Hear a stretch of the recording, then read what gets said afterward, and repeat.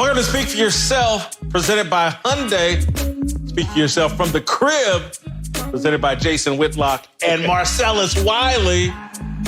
And we want to welcome back our main man, Marcellus Wiley. And welcome Olivia Marie Wiley to Speak for Yourself. Marcellus, give us some details on the new baby girl. Oh, man. She's 4 days old right now, so she's just a ball of Play-Doh. Just letting you kiss her, attack her, just sitting there trying to focus her eyes to lighten to her new world. But things are progressing great, man. She's doing amazing. First night was a breeze. Last night kept the wife and I up a little more than normal. But, hey, we're all happy and excited for our new addition to the family.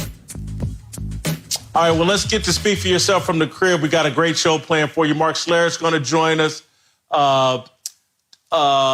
Rick Bucher's going to join us here very shortly, and LeVar Arrington.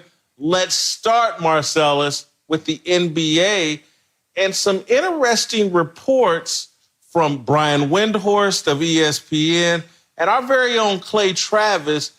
Not surprised that smart people are now starting to throw out ideas on how we can restart the sports world and the NBA in particular. Of course, the NBA is near and dear to our hearts, particularly for you, Marcellus, a Clippers fan. This is supposed to be your season to win a championship.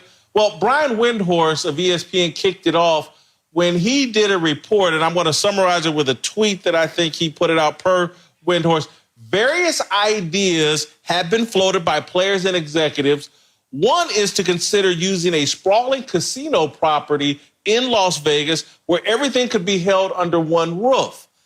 Others have suggested playing in Bahamas where a ballroom could be converted into playing court specifically. Anyway, Windhorst throws that out. And then yesterday on Clay Travis's website, Outkick the Coverage, Clay expanded and expounded on the concept of the NBA picking up and moving to various casino properties in Las Vegas. I'm going to summarize what he said. Rather than try to play around the country or pick a few neutral sites to host games, the NBA should relocate the entire league to Las Vegas, put every team inside hotels the league exclusively controls, and play out the remainder of the seasons in gyms in Las Vegas. And Marcellus, to me, this Las Vegas idea has a lot of merit. Of course, the NBA Summer League already transpires there, and we've seen how exciting that has been in the last few years. But look, these hotels are empty right now. They need someone in there and some things happening. And I think there are ways to perhaps control the virus, test players daily, and restart the NBA. And perhaps, and to me, I would start it with the playoffs. I would go straight to the playoffs, and everybody would get in the playoffs. I'd give the top seeds in the West and the East a bye. Everybody gets in the playoffs. We start with best-of-5 series.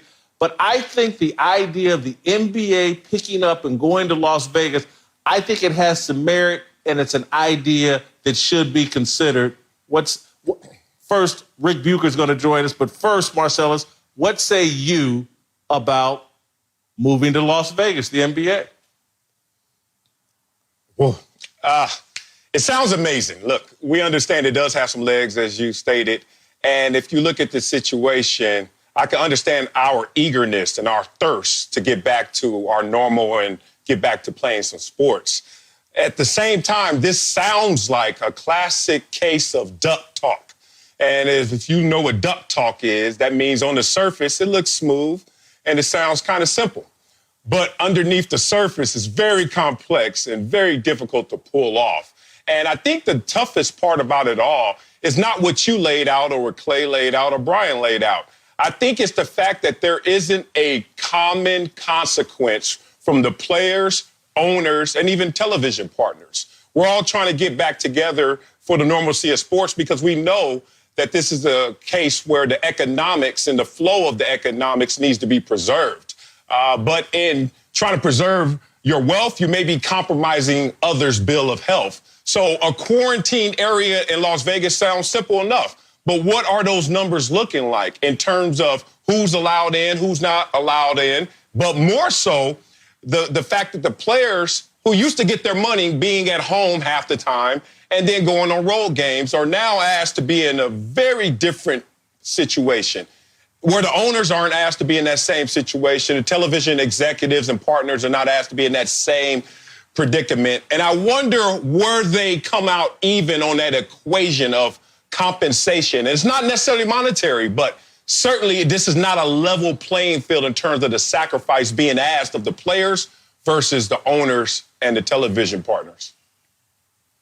All right, this is Speak for Yourself from the crib. Let's go out to the Bay expert and our NBA expert, Rick Bucher. Rick, welcome to Speak for Yourself from the crib. What say you about the idea of potentially taking the NBA to Las Vegas?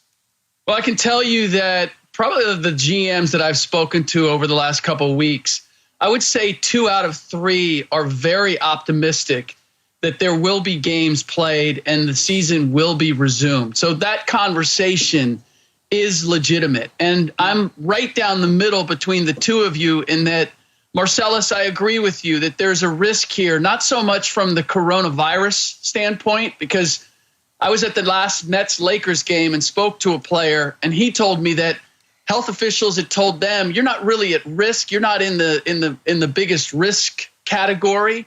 It's more that you would be contributing to spreading. And this was before they had shut everything down.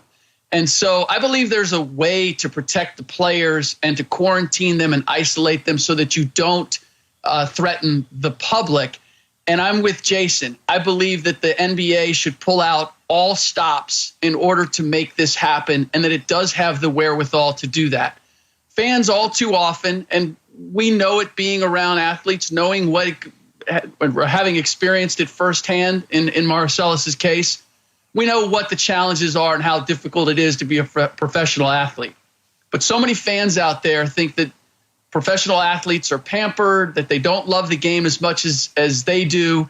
This would be a tremendous opportunity for those players to demonstrate that, you know what, we do care, and we are going to make a sacrifice here in order to give you entertainment in this very difficult time in everybody's life. And so wherever the monetary things fall, the reality is that the goodwill that would be created in doing this and making this sacrifice, and we're talking about a sacrifice of what, 4 to 6 weeks, maybe 8 weeks on the outside. I believe the value of that for players and the connection between the NBA players and their fans would be immeasurable. Yeah, I just think that sports have such a monumental impact and value to American culture that, let's say LeBron James, who has come out and said, hey, man, it would be tough to play without fans there.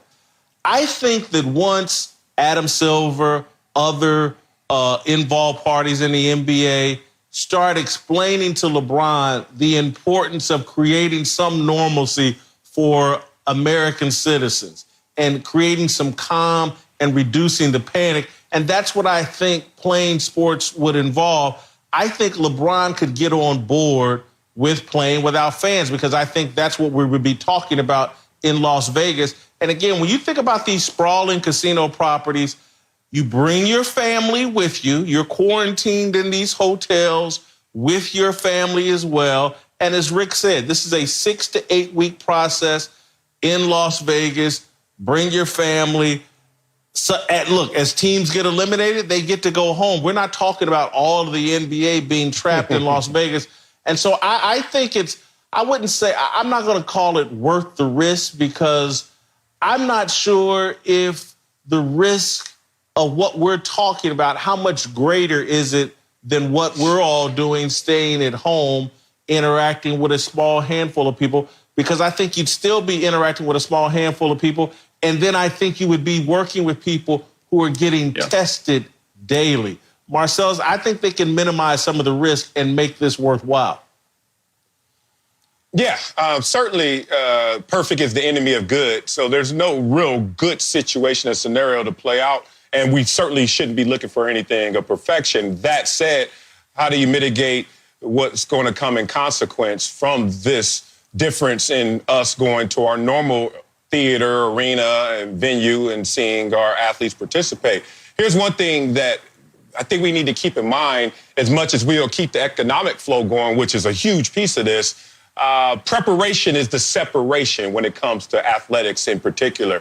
And the difference between guessing and anticipating on a play is how you prepared for that same moment, whether it's physically, the muscle memory, or mentally, you being in the right conditions and having the right atmosphere that allows you to prepare for those moments. I'm not so sure what's the detail around these guys being placed in an adequate situation where they could perform as normal. We're already going to get into some dicey areas in terms of asterisk around this season, and thoughts of the 99 Spurs come to mind of how people try to put that championship with an asterisk, but it's going to be compromised somewhat going forward. I just don't want them to do so much that it's not even worth us doing it if people are not going to fully respect the product. Well, Marcellus, you have a second thought? The biggest challenge or the biggest concern that I have is we're talking about guys are going to take 2 months, potentially at the very least 2 months off, and then have to get back in condition and get everybody together. I mean, you need at least 3-4 weeks for teams to get together and for players to have a heads up that you are going to be playing meaningful games. But then you're going not just to start the regular season or preseason and then regular season, you're going presumably straight to playoffs. And the intensity of that play, going from having taken 2 months off, the injury risk is what I am most concerned about in this equation. Like I said, the players are going to be the ones that are going to be making the greatest sacrifice. But I would dare say that, again, we often talk about players being heroic, and I think we overinflate that meaning when we talk about athleticism. But doing this in this instance, to me, would truly have some heroic qualities, considering what it would mean to our entire country to have something to see and that would tell us that things are getting back to normal. Look, I think that there are some rules that could be put in place in terms of minimizing people's health risks, in terms of playing and coming in from out of shape. You can limit the minutes that guys could play early on. You could, again, some of that is about the coaching and the organization protecting its players. And then I think as fans, we would all have reasonable expectations. This isn't, particularly the start of this, isn't going to be what we typically see from the NBA playoffs. There will be some sloppiness. There will be some guys getting back in shape. But the rewards will go to the teams that handle it best, the players that have done the best job of staying in shape. They will be rewarded. And to me, that's what sports is all about. I'll just go back to, I think this idea has great merit. I think there's great merit in playing games and letting these guys finish the season. I don't think it's all just about money, but look, if money and economics is the driving force, I get it. Because again, people got to understand poverty and again, we're talking about super wealthy NBA players, but the MGM, Caesar's Palace, all these properties need to make money because they have employees that they take care of. Look, poverty is a killer just as much as a virus. And so anything we can do to help the economy and get back to a sense of normalcy is actually protecting the health of American citizens and this economy and America as a whole. All right, stay right where you are. Mark Schlereth is going to join us from his crib in Denver.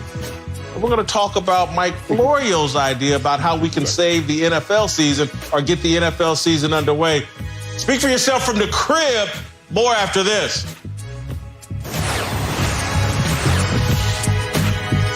Muscle pain? I'm talking stop in your tracks. I'll never work out again. Oh, my God, what am I going to do kind of pain? This is the kind of pain Dr. Jason Wersland was in when he created Theragun, the deep muscle massager that's unlike anything you've ever felt. Theragun isn't a cheap massager that just tickles your muscles. Our handheld percussive device uses a scientifically calibrated combination of speed, depth, and power to release the deepest muscle tension. It's this simple. Whether you want to treat your muscle tension from working out, an injury, or just everyday life, you can use Theragun. Theragun is the preferred muscle recovery device for over 250 professional sports teams and is used by hundreds of thousands of satisfied customers around the world to reduce pain, increase range of motion, and soothe aching muscles. Try Theragun risk-free for 30 days or your money back by going to Theragun.com/cadence. For a limited time, listeners who speak for yourself get a free charging stand with the purchase, a $79 value. That's Theragun.com/cadence. That's THERAGUN.com/cadence. CADENCE. All right, welcome back to Speak for Yourself from the crib. Jason Whitlock, Marcellus Wiley. All right, in this segment, we're going to go out to Denver and bring in our main man, Mark Schlereth, from his crib in Denver. All right, guys, let's get to it. Time for a big story presented by Hyundai. All right, Mike Florio of Pro Football Talk has suggested that the NFL consider the possibility of going all the way out to a remote island, perhaps, some coronavirus-free zone, and play its NFL season. I think I want to pick up from where I said in the last segment. I think Las Vegas might be another option even for the NFL. Again, obviously, I'm someone that really wants sports to come back, and we need to do everything in our power to make sure we have these football and basketball seasons. Do we think, we'll start with you, Marcellus, thoughts on Mike Florio's idea of the NFL playing in an isolated coronavirus-free zone, wherever the hell that is? Yeah, this is even a more daunting task than the NBA trying to put together its season, which I think both of them should try as hard as they can to make this happen as a reality. We all want it. But the NFL, you're talking about a different animal in terms of just the 1,800 plus players, essential personnel, coaches, staff, therapists, doctors. I mean, you're talking about the line, that population of people who need to be quarantined or in this bubble area for the NFL, more difficult. On top of the fact that just physically to play the sport and pragmatically to perform the sport is going to be more difficult because it's not as recreational as a basketball court or just having a basketball venue, and at times multiple basketball venues under one umbrella. That doesn't happen in the NFL. It's a stadium, it's a football field, and it's very difficult to kind of replicate that experience. But not impossible. Looking forward to seeing what can come from this. And this is just the first iteration, the first mindset around this conversation. So we know that more will come in detail and hopefully come to life. Yeah, I just think this is the dumbest idea I've ever heard of. I mean, first off, where are you going to go? What bubble are you going to put everybody in? It's 53 guys on a roster, 14 practice squad guys, 20 coaches. Like, we're all going to sequester in some corona-free zone. Where are we going to practice? How are we going to get all these people together? How are we going to get the games off? First of all, can we just let the quarantine stuff have its effect first before we decide to ship us off to Mars to play football? I mean, this to me is, again, fear-mongering at its best. Let's capitalize on clicks, because let's write a story about fear on something there's no even factual basis on. It's just a dumb idea. Stupid. Mark, you forced me to do something I don't think I've ever done in my life. I'm going to defend Mike Florio. And I don't like Mike Florio, but I'm going to defend him. Listen, man, we put a man on the moon. I think his name was Neil Armstrong. We've done some amazing things in this country. We went back 200 years. Somebody say, oh, man, a plane is going to fly you from California to New York. And, there's all kinds of incredible things that we've done. Smart people are going to figure out how we play football, basketball, and baseball this year. And I don't really think it's that hard. And again, to me, when you're in a situation like this, what I don't like doing, and again, I can't stand Florio. I think he's a phony fraud. But I don't like shouting down bad ideas. There are no bad ideas. Throw it up there. get the conversation going. Look, hopefully the Kansas City Chiefs can play right there in Arrowhead Stadium, and the Denver Broncos can play right at Mile High Stadium and all those things. But I'm not going to question anybody that's like, here's plan B, C, D, E, and F, G, H, I, J, K, L, M, N, O, P. Come up with all the plans you can come up with to play football this year, because it is important, I think, to American society and culture. And so Florio's idea is a little bit silly, but I'm not going to knock the man for a silly idea. It's worth considering anything. And I do think that, and one thing we're going to have to get over, because there's been some blowback about athletes getting tested. And can the rest of the public get tested as frequently or as easily as athletes? I got to be honest, I don't have a problem with it. And if they come to some measures where athletes are getting tested more often and getting perhaps more efficient medical care so they can play these games, I won't have a problem with it. Marcellus? Yeah, look, a couple things come to mind, man. Obviously, necessity is the mother of invention. We're going to figure something out because we need to figure something out.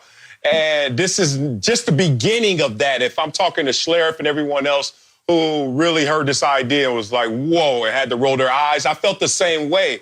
But we have to respect that your imagination is just a seed that becomes that reality. We have to follow, as Jason went through the alphabet.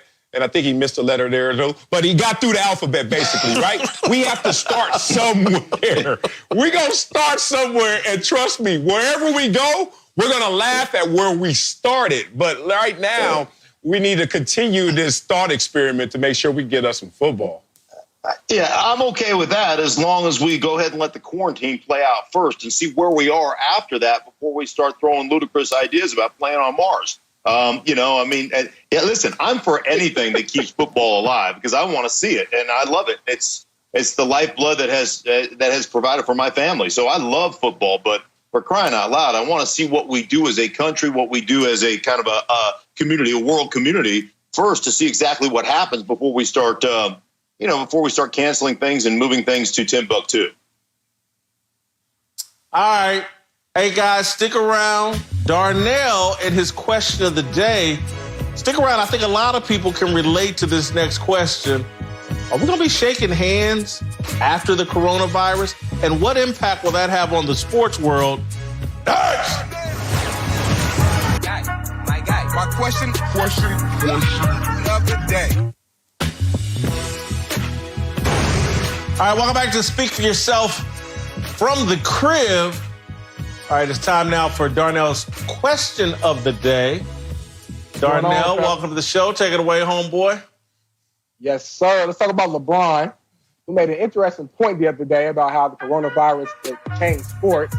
Obviously, we know LeBron's known for his elaborate high fives with his teammates, but recently said on a podcast, quote, "I ain't high-fiving nobody for the rest of my life after this bleep."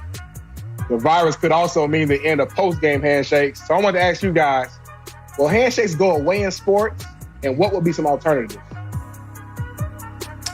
You know, this is interesting because the post-game handshake in college basketball, the post-game handshake in hockey, really big deals, really big traditions that have been in place for a long time.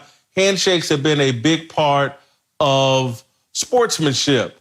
And it's likely to go away post this coronavirus. And then if you remember, when I was a kid, I always thought Magic Johnson started the high five. And then this morning I was doing a bunch of research and found out it was Glenn Burke and Dusty Baker in a baseball game in 1977. I think after Dusty Baker hit his 30th home run. And then the following year, the Louisville basketball team did it. But yeah, both of these traditions may go away. And the reason we brought this up today, a guy named Bob Stenner that used to work at Fox actually called me yesterday about this with a suggestion. In Hawaii, they do this thing called the shaka, the little handshake with the pinky and the thumb, and they just kind of wave at each other. It's a greeting of acknowledgement and of affection or whatever. And that may be, something like that might be what we go to rather than the exchange of germs and a high five or a handshake. Yeah, look, LeBron said it in jest, I think, but there's some serious undertones if you talk about what's going to happen with the handshake. And it's funny that, look, being real with y'all, if a hug or a handshake can kill me, I'm good. I don't need it. I'm not going to enter that and bring that into my life. It ain't that damn serious. It's funny that Whitlock brought it up, and the answer is in the question in this conversation. We've seen it evolve. There was a time where we were like, who started the first handshake as you did your research, Whit? Well, guess what?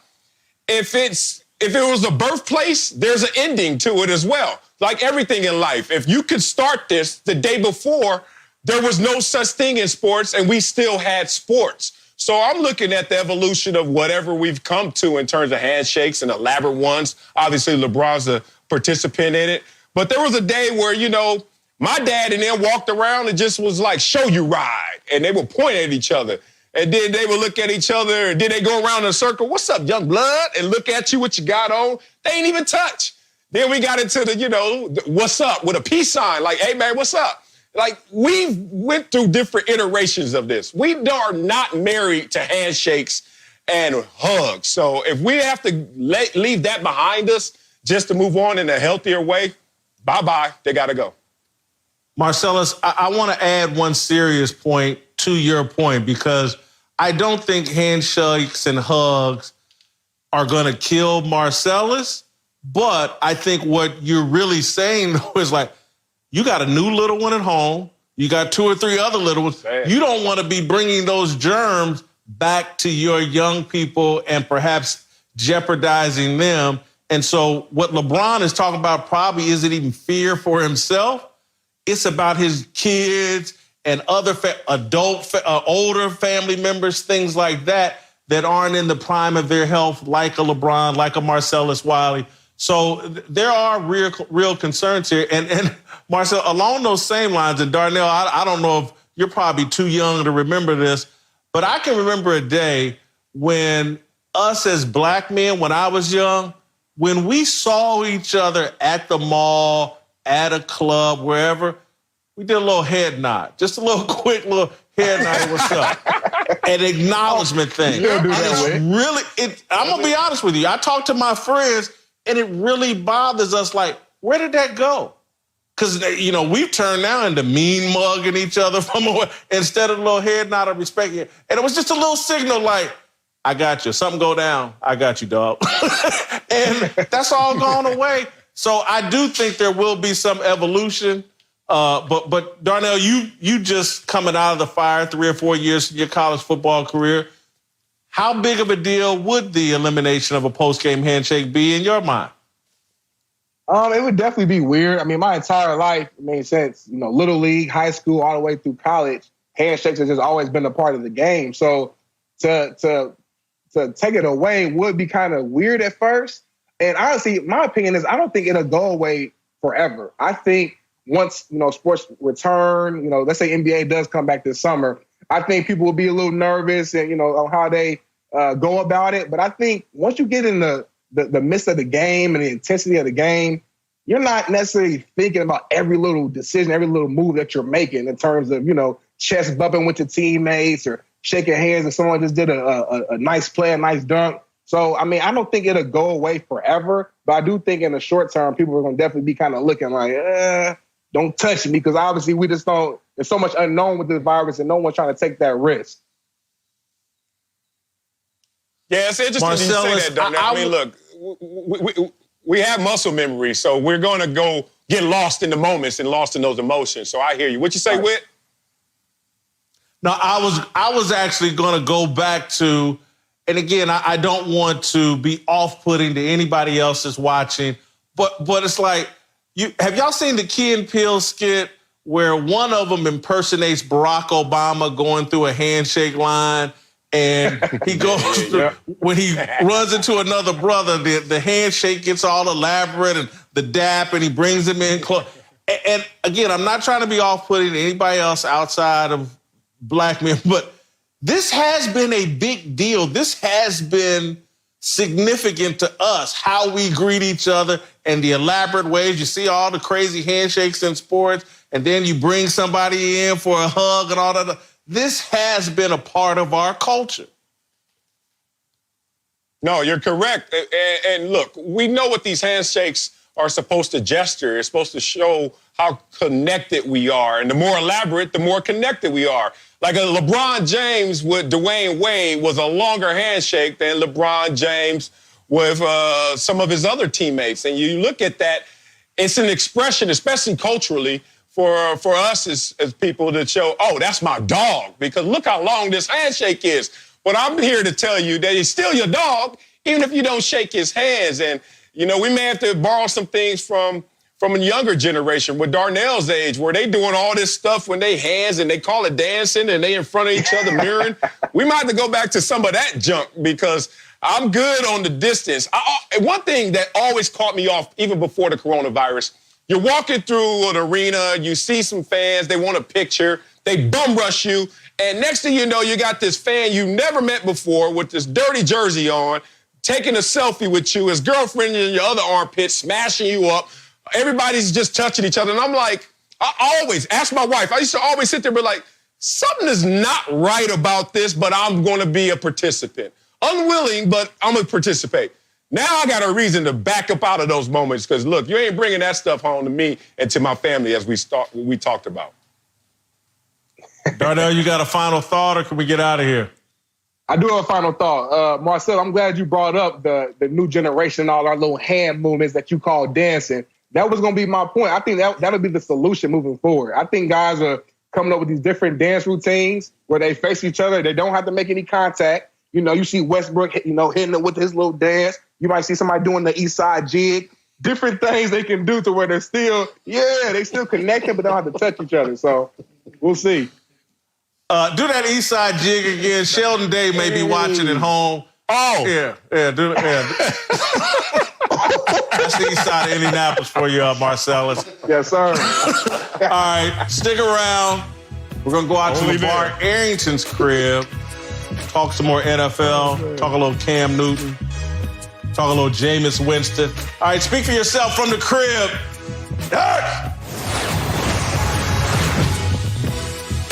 All right, welcome back to Speak for Yourself from the crib. Jason Whitlock, Marcellus Wiley. All right, let's head out to LeVar Arrington's crib out by Pasadena. LeVar, welcome to Speak for Yourself. Let's go to Antonio Brown, who teamed up with Floyd Money Mayweather for an IG chat where Floyd was critical of the NFL for not having AB back in the league and saying that, look, you can get arrested 30, 40 times. Basically AB's a victim. And then Floyd also started flashing wads of cash. I think Floyd and AB are flashing wads of cash. And I just thought it was a bad look for Antonio Brown. I want to get you guys' opinion. Marcellus, we'll start with you. Bad look for Antonio Brown during his IG live video with Floyd Mayweather. Yeah, it is a bad look, even though inherently nothing is wrong with this. But we live in a world that's heavily based on perception, and especially when we have this social distancing occurring right now, that perception is really getting glued and mapped onto reality. So if you're AB, a guy who has accusations right now about issues involving you and a young woman or young women, the last thing you want to do is be socializing and perception with someone who's already been found guilty of indiscretions towards women and assault.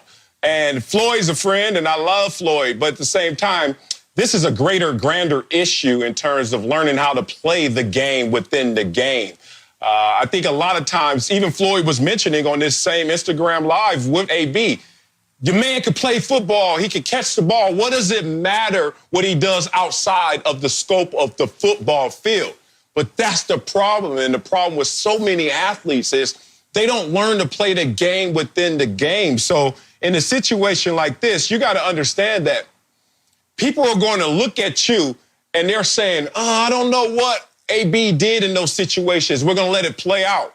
But when you do something like this in association with someone guilty, you are guilty by association. And it's just going to be that clear cut for owners and people in power who are going to make decisions on your employment. Not a good look.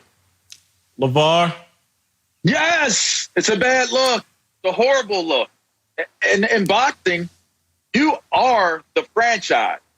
You are the New England Patriots. You are the Pittsburgh Steelers when you're Floyd Money Mayweather. However you go, how your team is going to go. So he's the leader of his franchise, Floyd Mayweather is. AB, you have to go play for a franchise, sir. You have people out here pulling for you, wanting to see you get back into the game. Doing a live video chat like this where you're making it about the money and you're not making it about genuinely having contrition and remorse towards some of the things that you have done that have led to you being in the situation you're in now, you are now telling everybody that you being that locker room problem is confirmed. Move on from this guy because he just doesn't get it. Bad look, bad message. Doesn't work in football, but can work in boxing. I'm going to throw it back to you guys with this sentiment. Again, I'm the old man here on the show. I'm 52 years old. When I was young, I did a lot of the things that young people do, and I now turn my nose up at it. And I have to remember, I used to be young and dumb. But the flashing of wealth as I've gotten older has really bothered me. And again, I told y'all, and I've said this on the show, I remember when I first started making six figures, I went out and bought me a big gold chain, said the league on it. And I just wanted, I made it. And I wanted everybody to know as soon as they saw me, I made it. I probably wore the thing twice in my life. And it was a waste of money. And it's set in a drawer. I don't even know where the damn thing is now, 20, 30 years later. But as I've gotten older, the flashing of wealth, all the big gold chains, the money, throwing it in people's face, it really bothers me. Maybe it's just the old man in me. You guys are younger than me. Help me understand or put me in my place. The flashing of the cash is what really bothered me in the video. Well, for me, I don't want to bring that into AB's conversation because that's not really the reason he's unemployed right now.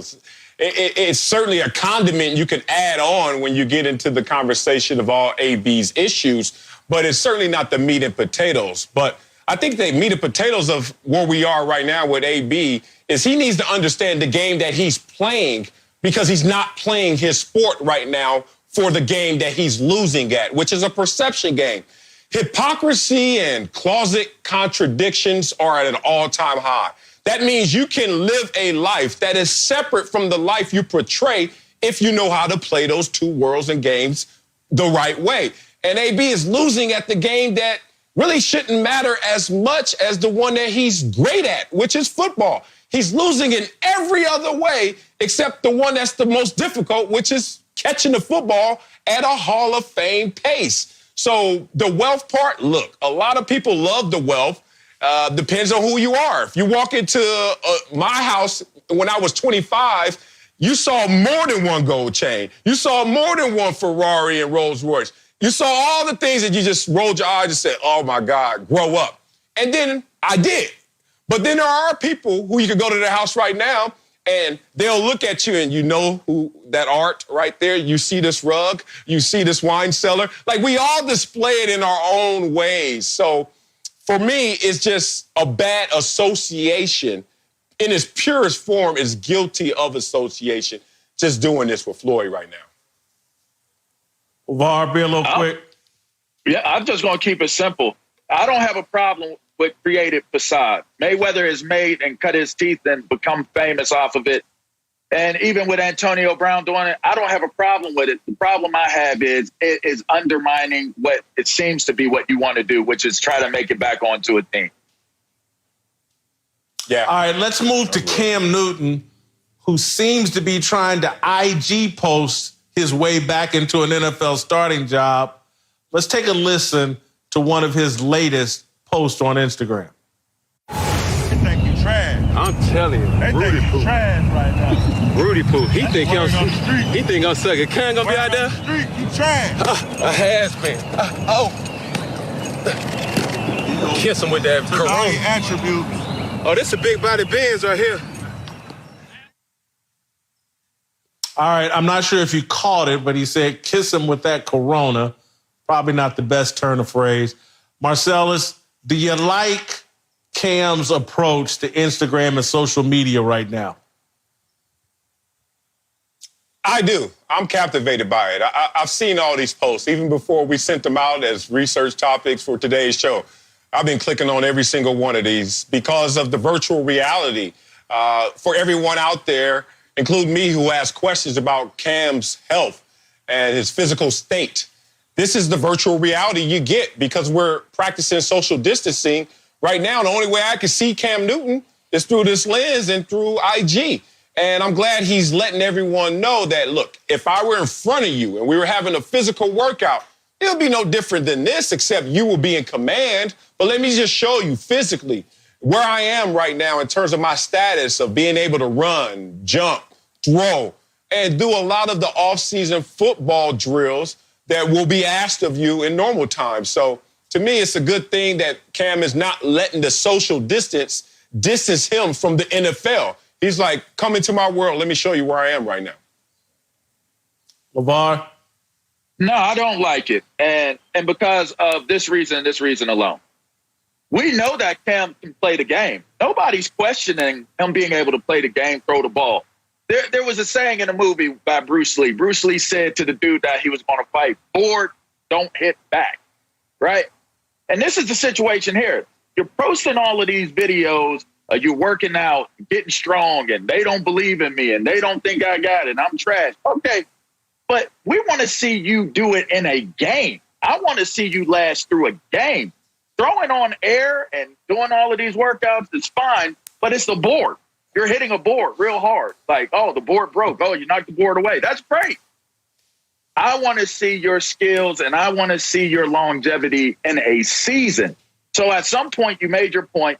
So let's move on from that and say, get on a team and let me see how you do in the season. And then come back after the season and tell them that they thought I was trash and all that other stuff.